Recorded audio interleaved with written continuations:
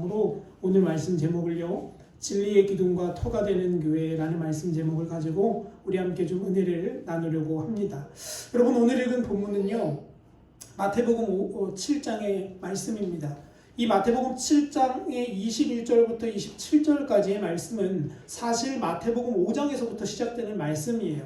마태복음 5장부터 7장까지의 모든 내용을 우리는 뭐라고 부르냐면 산상수훈이라고 불러요.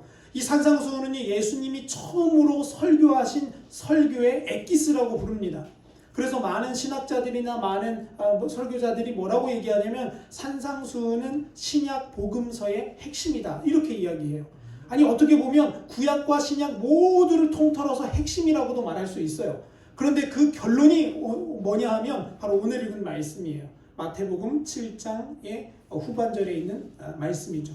이 교훈의 핵심은 뭐냐면요, 말씀을 듣고 뭐 하는 자가 되라는 거예요? 행하는 자가 되라라는 겁니다. 그래야지만 어떤 일이 벌어질 때에도 하나님의 심판의 날에도 굳건하게 설 수 있게 될 것이다라는 게 바로 오늘 읽은 말씀의 핵심인 겁니다. 여러분, 이 말씀을 가지고 우리가 이제 올 한 해를 같이 살아내려고 합니다. 말씀을 뭐 하는 자만 되지 말고요, 듣는 자만 되지 말고 어떤 사람이 되어야 되냐? 행하는 자가 되어야 한다라는 겁니다. 여러분, 오늘 이 새해 벽두에 이 교훈으로 우리가 함께 말씀을 나누는 이유는 우리가 오늘 2021년 첫 주를 무엇 위에 우리가 우리의 삶을 세우겠느냐를 좀 생각을 해보자라는 거예요. 여러분, 집들 지어보시거나 옆에 짓는 거 보셔서 아시겠지만, 여러분, 집이 겉모양도 번듯해야 하지만 집에서 제일 중요한 건 뭔지 아세요? 집에서 제일 중요한 건 터전이 어떻냐라는 거예요. 집에서 가장 중요한 건 뭐냐면 내가 집을 짓는 그 건물의 터가 어떤 자리냐라는 겁니다. 그래서 저는 믿진 않지만 여러분, 한국 사람들은 뭐 따라서 집 짓냐 하면 풍수지리를 따라서 집을 지어요. 배산임수라고 부르죠. 산이 있고 물이 흐르는 그런 동네가 좋다고 합니다. 이렇게 사람들 안에는요, 신앙이 없는 사람들 안에도 뭐가 마음에 깊이 들어가 있냐면 집을 지을 때는 터가 중요하다는 거예요. 여러분, 신앙생활도 뭐냐 하면 집 짓는 거라고 저는 생각합니다. 아니, 제가 생각하는 게 아니라 예수님이 그렇게 말씀하셨어요. 신앙생활은 뭐 하는 거라고요? 집을 지어가는 거다라고요. 그러면 여러분, 오늘 읽은 이 본문을 통해서 우리가 이 신앙생활의 그 교훈들을 좀 찾아내려고 해요. 가장 먼저 우리가 좀 살펴보아야 될 교훈은 뭐냐면요, 우리 자신은 각자 집을 짓는 사람인데 그 집을 뭐 하는 날이 오냐 하면 평가받는 날이 반드시 온다라는 거예요. 오늘 읽은 말씀을 보면요, 예수님은 사람들을 뭐라고 비유하냐면 각자가 집을 짓는 사람이다라고 말하고 있어요. 여러분도 집을 짓고요, 저도 지금 집을 짓고 있습니다. 근데 무슨 집을 짓냐 하면 우리 눈에 보이는 집이 아니라 영적인 세계에 집을 짓고 있다라는 거예요. 저도 짓고 여러분도 짓습니다. 저기 유호도 짓고 있고요, 세범이도 다 짓고 있어요 지금. 그런데 단지 그건 눈에 보이지 않기 때문에 우리가 인식을 못하는 겁니다. 근데 중요한 거는요, 집을 짓는 거로 끝나는 게 아니라는 거예요. 성경은 우리에게 뭐라고 말하냐면 집을 짓고 나면 그 집에 뭐가 내려진다 하냐면 평가를 받아야 한다라고 말해요. 여러분, 집도 짓고 나면 뭐 받아요? 준공 허가 받고요, 다 이렇게 받아야 살 수 있잖아요. 그것처럼 하나님 나라의 영적인 집도 결국에는 평가를 받는 날이 온다라는 겁니다. 그게 언제인가 하면요, 여러분, 히브리서 9장 27절이 이렇게 고백하죠. 한 번 죽는 것은 사람에게 정해진 것이요, 그 후에는 뭐가 있다고요? 심판이 있다라고 성경이 이야기한다라는 거예요. 여러분, 여기서 이 심판이라는 단어를 다른 말로 바꿔서 말해보면 하나님의 뭐가 있습니까? 평가가 반드시 있게 될 거라는 겁니다. 이 땅을 살아가면서 어떻게 살아갔는지, 우리가 무엇을 마음에 새기며 살아가고 있었는지를 하나님께서 평가하는 날이 반드시 온다는 겁니다. 근데 여러분, 그렇기 때문에 우리는 집을 지을 때 어떤 집을 지어야 되냐면 하나님의 평가에 잘 통과할 수 있는, 하나님의 평가 앞에서 칭찬받을 수 있는 집을 지어야 합니다. 그걸 고린도전서 3장은 뭐라고 이야기하냐면 그 터가 좋아야 한다라고 말해요. 그 터가 어떤 터인가 하면 예수 그리스도가 바로 그 터가 되신다라는 걸 바울은 고린도전서 3장에서 쭉 하고 설명하고 있다라는 겁니다. 바울의 말에 따르면요, 여러분, 세상의 북이 영화는요, 나무와 풀과 지푸라기와 같대요. 그래서 그걸로 집 짓는 사람은 마지막 때에 하나님의 평가 앞에서 어떻게 되냐 하면 싸그리 다 불태워져서 없어질 거라고 말합니다. 그러면서 바울이 우리에게 뭐라고 권면하냐? 이렇게 권면합니다. 너희는 없어질 것들로 집을 짓지 말고 오직 뭐를 지으라고요? 믿음과 소망과 사랑, 성령의 열매를 가지고 너희들의 집을 지어 가야 한다라고 말하고 있어요. 여러분, 이게 우리에게 주는 교훈 첫 번째입니다. 우리는 언젠가 반드시 누구 앞에 서야 된다는 거예요? 하나님 앞에 서는 날이 온다는 거예요. 여러분, 이거 잊어버리면요 신앙생활 다 무너지는 거예요. 우리가 아무리 열심히 기도하고 아무리 많이 찬양하고 아무리 예배를 열심히 드려도 우리 이거 잊어버리면 우리 신앙생활 다 무너져 버리는 겁니다. 그러므로 여러분, 저는 여러분들이 이거 기억하셨으면 좋겠어요. 나는 뭐 해야 되는 존재다? 하나님의 평가를 반드시 받아야 된다. 하나님의 평가 앞에 나는 반드시 서야 하는 사람이구나라는 걸 잊지 마시기를 간절히 축원합니다. 여러분, 그래서 올해 새해 벽도에 우리가 가장 먼저 기억해야 되는 건 바로 이거예요. 우리는 지금 집을 짓고 있다는 거예요. 저와 여러분은 그 집을 짓고 있는데 그 집은 하나님이 곧 평가하시는 집이라는 겁니다. 여러분, 그러므로 여러분 집을 짓을 때 없어질 것들로 집을 짓지 마십시오. 없어지지 아니하는 영원한 것들로 믿음과 소망과 사랑과 성령이 맺게 하시는 열매들로 여러분의 집을 지어가시기를 간절히 축원합니다. 그래야지만 하나님 앞에 우리 올바른 평가를 받을 수 있는 날이 온다라는 거예요. 그러면 두 번째는 우리는 뭘 해야 될까요? 집을 잘 짓는데 제가 처음에도 말씀드렸다시피 집을 겉모양만 번지르하게 짓는 게 중요한 게 아니에요. 진짜 중요한 건 뭐냐면 어떤 터 위에 집을 세울 거냐라는 겁니다. 여러분, 제가 아는 한 교회는요 좋은 땅을 샀습니다. 넓은 논과 밭이 있는 땅을 다 샀어요. 그리고 거기에 건물을 올립니다. 근데 여러분, 참 안타깝게도 건물을 올리려고 마음먹은 만큼 올리지 못했어요. 그 이유가 뭔지 아세요? 그 땅이 물이 나오는 땅이었기 때문에 그래요. 근데 이미 땅은 다 사놨고요. 건물을 다 지으려고 준비해놨으니까 집은 지어야 되죠. 그래서 어떻게 지었냐면 그 땅 안에 커다란 파이프를 몇십 개를 심었어요. 그리고 그 커다란 파이프 위에 건물을 짓기 시작하는 거예요. 물론 처음에야 건물이 새 거니까 좋죠. 근데 여러분, 1년이 지나고 5년이 지나고 10년이 지나면 어떤 일이 벌어지는지 아십니까? 그 밑에서 물이 계속 솟아나서 교회 건물이 완전히 물 위에 둥둥 떠다니는 건물이 됐어요. 그래서 여름이 되면요 벽에서 물이 그냥 주르르르 흘러내려요. 그리고 막 벌레들이 막 기어다니고요. 근데 뭐 어떡하겠습니까? 이미 교회를 다 지어놨는데 그걸 어떻게 수리하려면 그 털을 바꾸는 방법밖에는 없어요. 여러분, 이 일을 보면서 제가 깨닫게 되는 건 뭐냐면 겉모양을 예쁘게 짓는 것도 좋고 멋있게 짓고 창문 여러 개 내는 것도 중요하지만 그보다 더 중요한 건 뭐냐면 지금 내가 어디 위에 집을 짓고 있느냐를 돌아봐야 된다는 거구나 입니다. 여러분, 집을 짓는 재료는요 내가 뭘 추구하며 사느냐입니다. 여러분, 성경에서 집을 짓는 재료는 뭘 의미하냐면 우리가 지금 뭘 추구하고 사느냐를 보면 돼요. 근데 여러분, 내가 뭐를 추구하고 뭐를 바라보고 사는 것보다 더 중요한 게 뭐냐면 내가 그 집을 짓는 과정 가운데에 하나님의 말씀을 따라 가고 있느냐를 돌아봐야 된다는 겁니다. 한국 사람은 이런 말 합니다. 뭐로 가도 서울만 가면 된다, 이런 말이 있어요. 근데 여러분, 이거 잘 보면요 성경적인 말은 아니에요. 성경은 뭐라고 말하냐면요 못 가도 바르게 가야 한다는 거예요. 우리는 뭐로 가도 서울만 가자라는 마음을 가지고 살지만 성경은 뭐라고 말하면 서울을 못 가도 괜찮다. 그러나 어떻게 가자? 바른 길로 가자라는 거예요. 여러분 안에 이 마음이 있게 되시기를 축복합니다. 여러분, 집을 멋지게 짓는 것보다 더 중요한 건 뭐냐면 바르게 짓는 거예요. 여러분, 오늘 지금 이 한 시간도 우리 지금 집 짓고 있는 겁니다. 영적인 집들을 짓고 있는 거예요. 근데 여러분, 우리가 이 영적인 집을 짓는데 얼마나 좋고 멋지게 짓느냐보다 더 중요한 게 뭐냐면 얼마나 바르게 지금 내가 집을 짓고 있느냐라는 거예요. 내가 추구하고 내가 원하는 것도 중요하지만 그보다 더 중요한 건 뭐냐면 하나님이 원하시는 게 무엇인지를 파악하고 깨닫고 그대로 행하는 겁니다. 여러분, 다윗 이야기를 잠시 할까요? 사무엘하 6장에 보면요 다윗이 여호와의 법궤를 옮겨오려는 대작전을 펼칩니다. 여러분, 이 다윗의 마음은 어떤 마음이었냐면 다른 왕들과는 달랐어요. 다른 왕들은 어떤 마음으로 여호와의 법궤를 대했냐면 내가 이거 갖고 오면 승리할 거야. 내가 이거 갖고 오면 우리나라가 잘 될 거야. 내가 이거 갖고 오면 전쟁에서 분명히 이길 거야 라는 하나님의 법궤를 수단으로 사용했다라는 거예요. 근데 여러분 다윗은 어떻게 사용했냐? 그렇게 사용하지 않습니다. 다윗은 하나님의 법궤 그 자체의 소중함을 알았어요.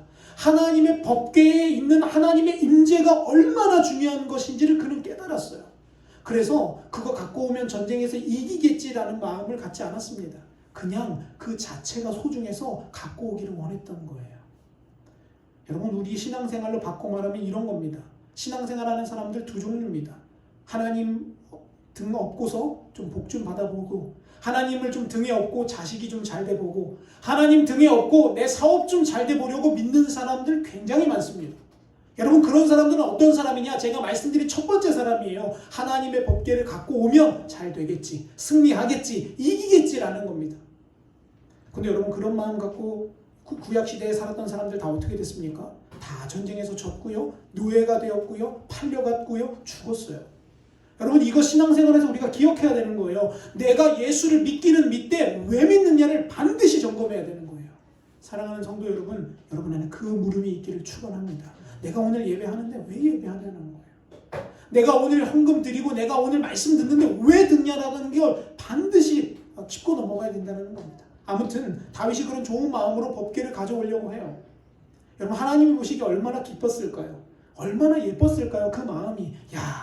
다른 왕들은 다 자기 잘 되고 자기 잘 먹고 살려고 내 법궤 가져가려고 하는데 다윗은 그게 아니라 나는 이렇게 좋은 궁전 살고 나는 이렇게 좋은 거 먹고 왕이 됐는데 하나님의 법궤가 저렇게 떠돌이처럼 떠돌아다니는 게 참 마음이 아프다.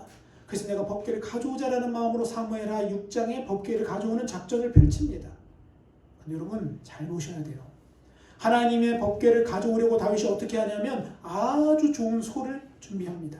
한 번도 멍에를 매보지 않은 소를 준비해서 그 소 위에 법궤를 얹고서 수레를 태워서 갑니다. 우리로 말하면 차를 사는데 무슨 차를 태워드린 거예요? 그냥 웬만한 저희가 타고 다니는 그런 차 아니에요. 우리나라에서 아니 전 세계에서 제일 좋은 외제차를 사다가 딱 놓고서 그 외제차를 태워서 이제 하나님 같이 가시죠 라고 모시는 거예요. 모르겠어요. 저는 외제차 안 타봐서 모르겠는데 여러분 외제차 타면 좋대요. 근데 그렇게 좋은 거를 가지고 하나님을 모시고 가는 거예요. 여러분 놀라운 일은요, 그 계획이 실패로 끝나버립니다. 근데 이유가 있어요. 아니 하나님은 외제차를 싫어하시나? 하나님은 좋은 소가 싫으신가? 아니요. 하나님이 그 다윗의 마음도 알고 그 다윗의 목적도 알았지만 하나님은 NO 하신 이유는 뭐였냐? 하나님의 방법대로 하지 않았기 때문에 그래요. 여러분 민수기 4장 말씀에 보면요, 하나님이 당신의 법궤를 옮기라고 할 때 주는 명령이 있습니다. 민수기 4장 19절은 이렇게 말해요. 법궤는 반드시 제사장들이 어깨에 메고 가야 된다라고 분명히 말씀하세요. 에쿠스 타는 게 아니에요. 외제차 타서 가는 게 아니라 외제차 아니라도 다른 방법으로 가자라는 거예요. 근데 여러분 다윗이 그 방법을 쓰지 않고 내 생각대로 내가 가장 좋아 보이는 것대로 하나님을 섬기기 시작했는데 어떤 역사가 벌어지냐? 그 수레가 어느 날 가는 도중에 소가 띠물띠물로 인해서 법궤가 떨어지려고 할 때 웃사라는 사람이 그 법궤를 손으로 잡아버립니다. 여러분 제가 한번 질문 드릴게요. 잘한 겁니까? 못한 겁니까? 사람의 생각으로 보면 잘한 거 아니에요? 하나님의 성전의 가장 중요한 법궤가 땅바닥에 떨어지면 안 돼서 자기의 몸을 날려서 그걸 받은 거예요. 여러분 이 정도의 믿음 가진 사람도 흔치 않지 않습니까? 다 어때요? 하나님의 법궤는 땅에 떨어져도 나 안 다치려고 다 피하는 판인데 웃사라는 사람은 그래도 좋은 마음 가지고 하나님의 법궤에 손을 댑니다. 근데 여러분 하나님은 어떤 분이시냐면 정확한 분이세요. 그래서 어떻게 되냐면 웃사가 그 자리에서 죽어버립니다. 사람들은 다 놀랍니다. 아니 하나님, 하나님의 마음을 이해하고자 했던 이 계획 가운데 하나님 웬 죽음입니까? 근데 여러분 우리가 알아야 되는 건 뭐냐면요, 하나님은 바른 길을 가기를 원하신다는 거예요. 빠르고 좋은 길이 아니에요. 여러분 그러니까 신앙생활도 이걸 알아야 돼요. 내가 편하고 좋은 길 가는 게 좋은 게 아니에요. 뭐대로 가는 게 좋은 거냐면 말씀대로 가는 게 좋은 거예요. 지금 당장은 내가 가는 길이 좋아 보이고 좋은 암소 2마리, 좋은 술에 태워서 가는 게 빠르게 가는 거지만 그게 아닙니다. 하나님의 방법대로 가는 게 잘 가는 거고요. 하나님의 방법대로 가는 게 가장 정확하다는 거예요. 여러분, 목적이 발랐을지라도 그 과정에서 하나님 말씀을 외면하고 하나님 뜻대로 가지 않았다면 그것은 축복이 아니라 뭐가 됩니까? 곧 저주로 바뀌어버린다는 겁니다. 저는 지금 우리나라의 상황이 그렇다고 봅니다. 여러분, 하나님 우리나라에 복 주셨어요. 여러분, 옛날 저는 6.25 때 안 살아봐서 모르겠지만 6.25 때 얘기 들어보면요, 저기 지금도 여전히 우리나라보다 못 사는 빈민국인 필리핀이 우리나라를 도와주러 왔었어요. 우리나라보다 훨씬 잘 살았었어요.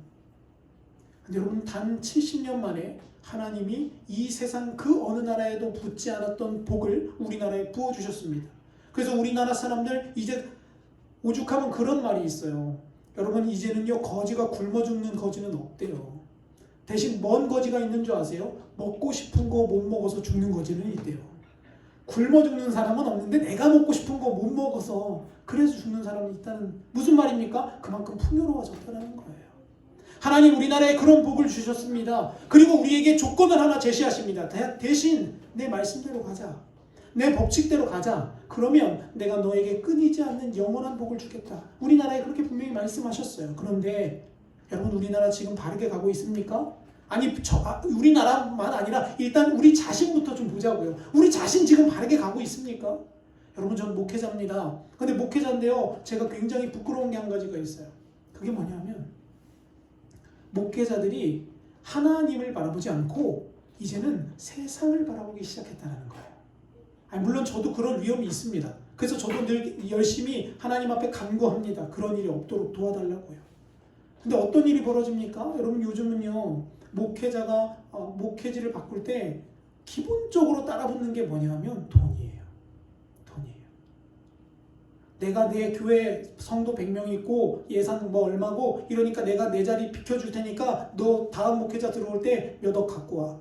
이게 지금 한국 교회의, 감리교뿐만 아니라 한국 교회 전체의 현실이라는 거예요. 하나님이 주신 물질의 복을 그 저주의 길로 지금 사용하고 있는 것이 아닌가 하는 생각을 저는 해보게 됩니다. 여러분, 이건 비단 목회자의 문제입니까? 아니에요. 우리의 삶도 그렇지 않습니까? 하나님 우리에게 그 물질로 하나님 나라 위에 쓰라고 우리에게 물질 주시는데 우리 그 물질 내 뜻, 내 계획, 내 생각, 내 자녀, 내 직업만을 위해서 쓰고 있지 않냐라는 겁니다. 여러분, 그래서 우리는 회개해야 되는 거예요. 그리고 돌이켜야 된다는 거죠. 사랑하는 성도 여러분, 바른 목표가 있을지라도 우리는 바른 터 위에 세우지 않으면, 하나님의 방법대로 세우지 않으면 그 터는 곧 무너져 내리게 된다는 겁니다.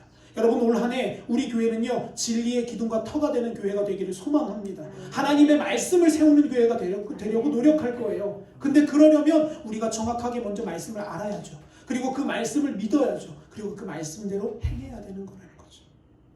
오늘 읽은 마태복음 7장은 우리에게 또 한 가지를 이야기합니다.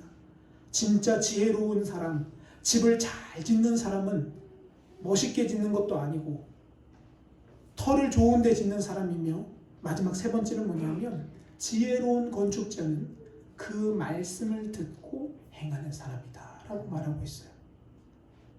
그러면서 세 가지를 우리에게 말합니다. 첫째는요, 주여 주여 하는 자마다 다 천국 간다는 게 아니에요. 여러분, 여기서 주여 주여라는 단어는요, 단순히 입으로 주여 기도하는 걸 말하는 게 아닙니다. 이 당시에 주여라는 건 나의 주인이라고 고백하는 거예요. 롤드라는 영어입니다. 이건 무슨 말이냐면, 이제 나는 없습니다. 나는 죽었습니다. 내 뜻은 땅에 바짝 내려놓고 누구 뜻대로 가겠습니다? 하나님 뜻대로 가겠습니다. 고백하는 거예요. 그렇게 고백하는 주여 주여의 고백입니다. 그런데 여러분, 놀라운 거는요, 그 주여 주여만으로는 안 된다는 거예요. 입술로만 주여 주여 한다고 되는 게 아니라 내 삶이 진짜 예수님의 말씀을 인정하고 그 말씀이 내 삶의 기준이 된 사람만이 천국에 간다라고 성경은 분명히 말하는 거예요. 여러분, 그러면 우리는 이 말씀 들을 때 좀 귀를 쫑긋하고 마음을 활짝 열고 이 말씀 앞에 우리가 서야 되는 거 아니겠습니까? 저는 목사로서 이 말씀 앞에 설 때 늘 두렵습니다. 왜 두렵냐 하면요, 제가 이렇게 말씀 전하고 설교하고 목회를 하지만 결국 하나님 앞에 심판대 앞에 섰을 때 네가 그 입으로만 말하고 네가 그 입으로만 그렇게 전하고 너는 그렇게 살지 않았으니까 너는 절대로 천국에 갈 수 없다라고 하나님이 나에게 말씀하실까 봐 저는 늘 두려워요.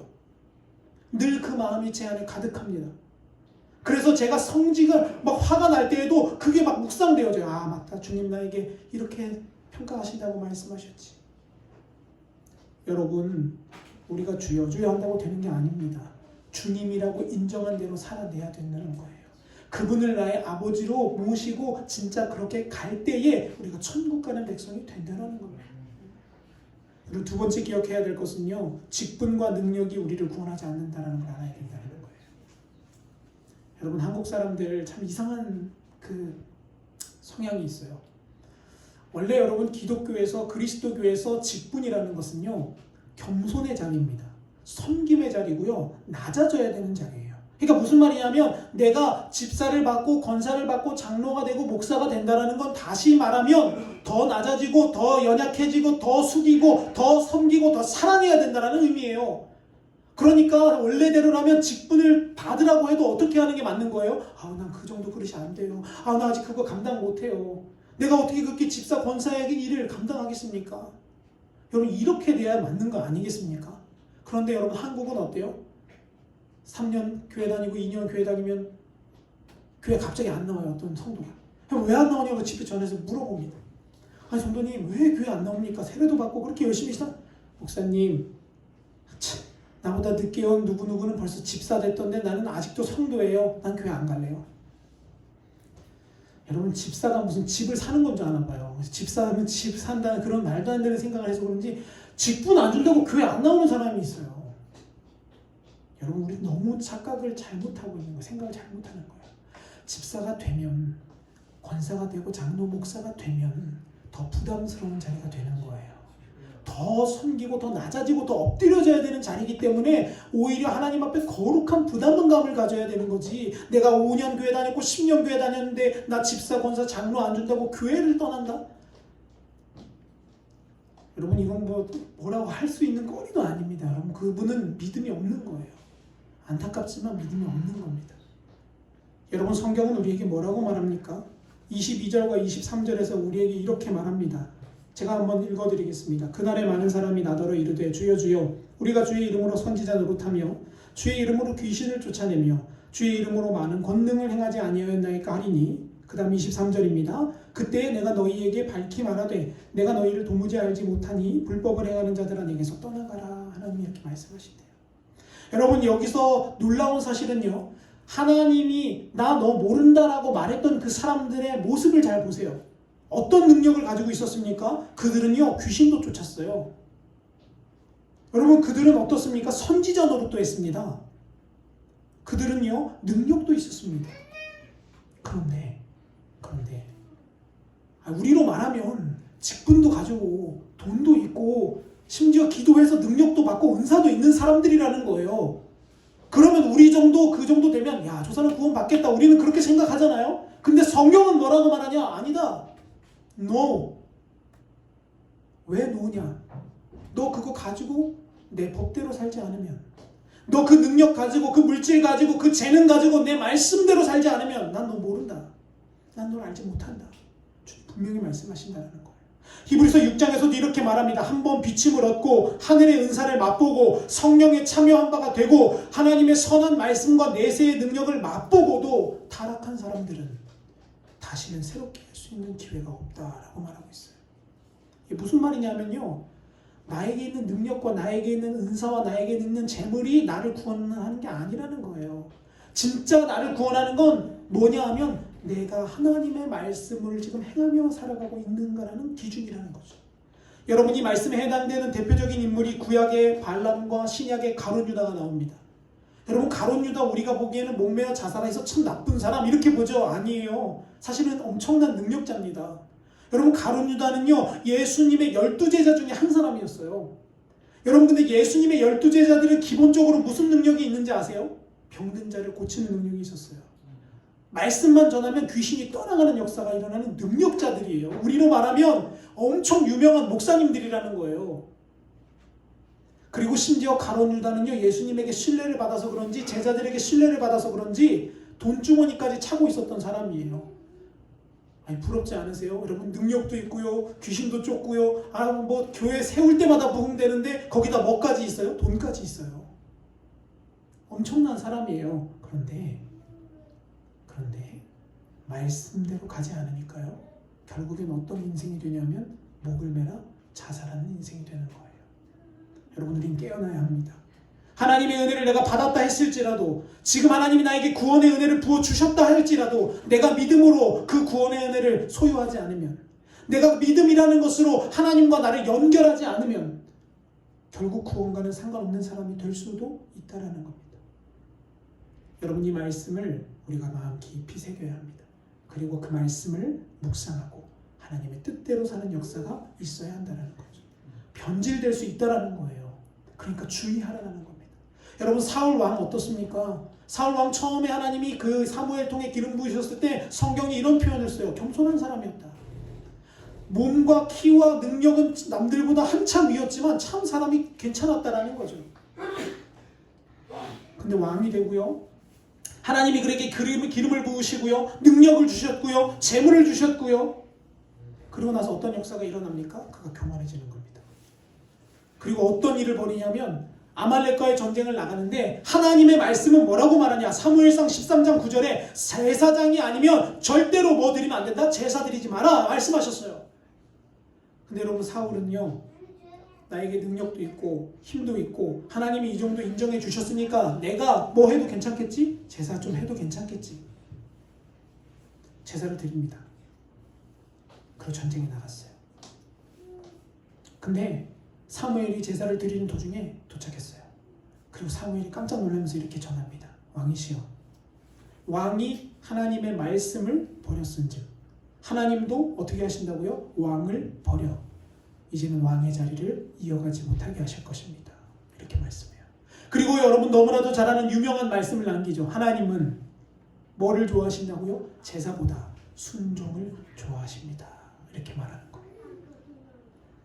여러분, 제가 그래서 여러분께 드리는 말씀은요, 여러분, 우리가 예배에 모이고 예배에서 찬송하고 말씀 듣고 기도하는 것도 중요하지만 더 중요한 건 뭐냐면 내가 삶에서 하나님의 말씀을 오늘 하나라도 순종했냐 안 했냐가 더 중요한 겁니다. 내가 오늘 내 안에 주시는 그 감동에 순종했냐 안 했냐가 더 중요하다는 거예요. 여러분, 근데 오해하지 마세요. 그렇다고 교회 안 가도 되고 그냥 밖에서 살자, 그런 말이 아니라 우리의 예배의 겉모양보다 더 중요한 건 우리 삶의 순종이라는 겁니다. 그러면서 마지막으로 이런 말씀을 남기죠. 듣고 행하는 자가 진짜 지혜로운 집을 짓는 사람이다 라고요. 여러분, 야고보서에 보면요, 이런 말씀이 나와요. 믿음이 있긴 있는데 믿음이 종류가 있대요. 귀신과 같은 믿음이 있다라는 거예요. 야고보서 2장 19절은 이렇게 말합니다. 네가 하나님은 한 분이신 줄 아느냐?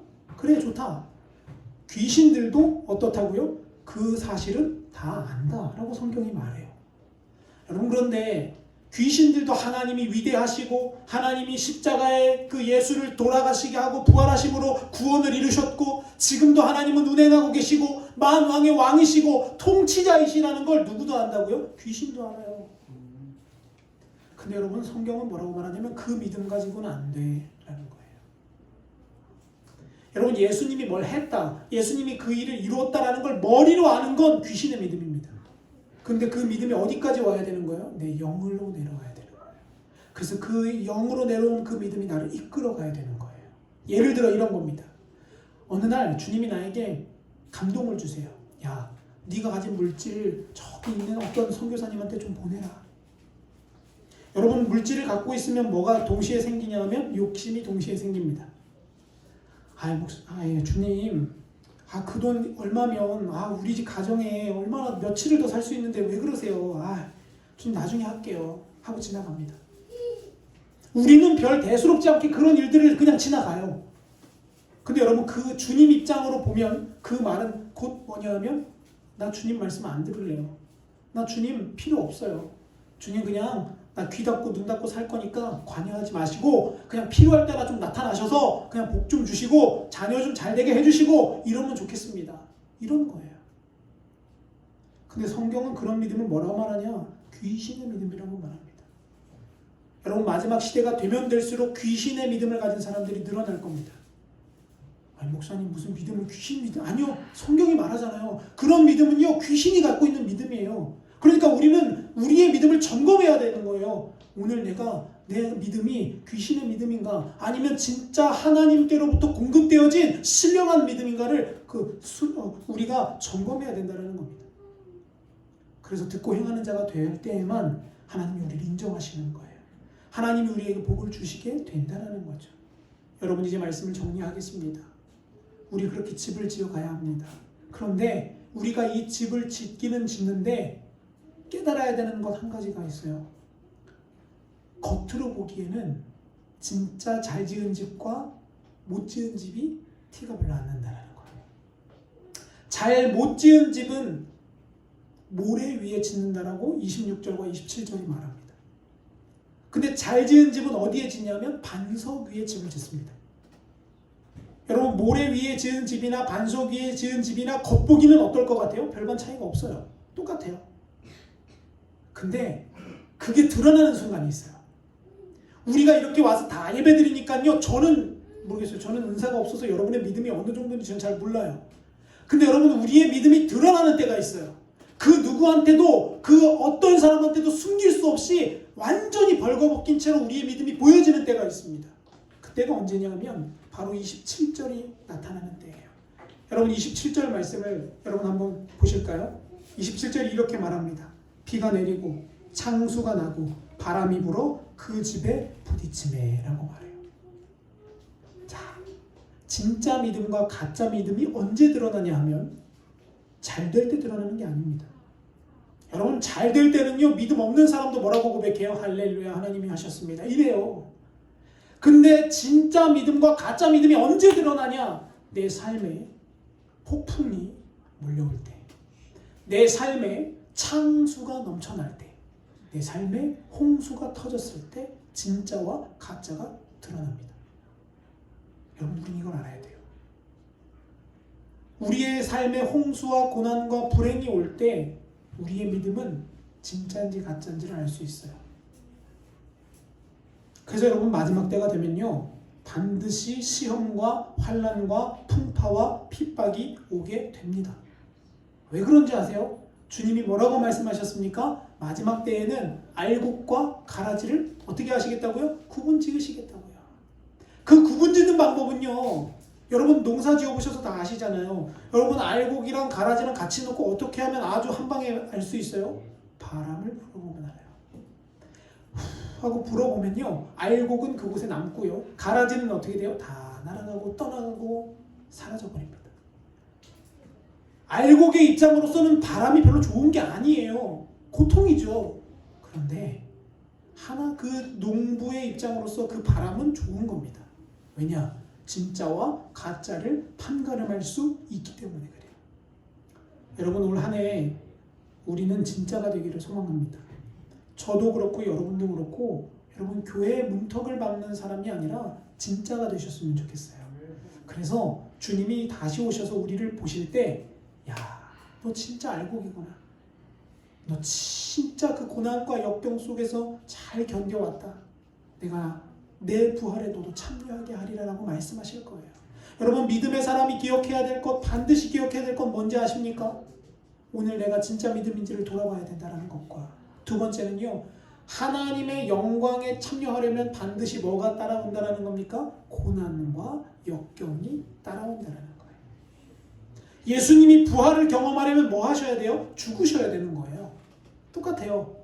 우리도 그 영원한 하나님의 나라의 복을 누리려면 어떻게 해야 돼요? 우리가 죽어야 되는 거예요. 성경이 말하잖아요. 한 알의 밀알이 땅에 떨어져서 뭐 하지 않으면, 죽지 않으면 소용없다. 모르겠습니다. 강대상에서 이렇게 여러분께 권면을 드려도 될지 모르겠지만 성경적이니까 제가 한마디 드릴게요. 여러분, 올 한 해 잘 죽읍시다. 여러분, 올 한 해 우리의 자아를 잘 말씀으로 통제하셔서, 그래서 저와 여러분이 주님 앞에 잘 엎드려지고 겸손해지고 주님이 우리의 삶에 역사하시는 역사를 보게 되는 귀하고 복된 모든 성도님들이 다 되시기를 간절히 축원합니다. 여러분 집을 짓되 좋은 터에 지으십시오. 집을 짓되 저 든든한 반석이 되시는 예수님 위에 짓게 되시기를 축복합니다. 그리고 여러분 또 더 중요한 건 뭐냐면 집을 짓되 지혜로운 사람이 되셔서 듣고만 지나가지 마시고 그 들은 말씀 마음에 새긴 것으로 끝나는 게 아니라 내 손으로 행하고 내 발로 실천하고 내 입술로 그 말씀을 지켜내 사는 저와 여러분이 되셨어. 올해가 끝나고 이제 올해 송구영신 예배 때 여러분 올해 한 해 여러분 믿음 위에 가운데 잘 죽는 삶이 되셨습니까? 라고 제가 여러분께 권면의 말씀을 나눌 때 여러분 거침없이 아멘할 수 있는 저와 여러분이 다 되시기를 간절히 축원합니다. 여러분 올 한 해도 우리 승리합시다. 믿음 위에 승리하시고 기도 위에서 승리하시고 말씀 위에서 승리하셔서 여러분 이제 풍파가 더 심해질 거예요. 저는 그렇게 봐요. 뭐 코로나 뭐 영국 바이러스가 변화됐다잖아요. 아니 그거는 이제 더한 일이 더 벌어질 거예요. 그런데 그때 믿음을 지키는 게 중요해요. 이제 바람 불기 시작할 겁니다. 여러분 보세요. 이 코로나 때문에 교회가 어떻게 됐는지 아세요? 교회 성도들이 그냥 확 날아가 버렸어요. 1차 바람 속에 코로나라는 전염병이 오니까요. 여태까지 그냥 교회 문지방만 밟고 그냥 교회 복받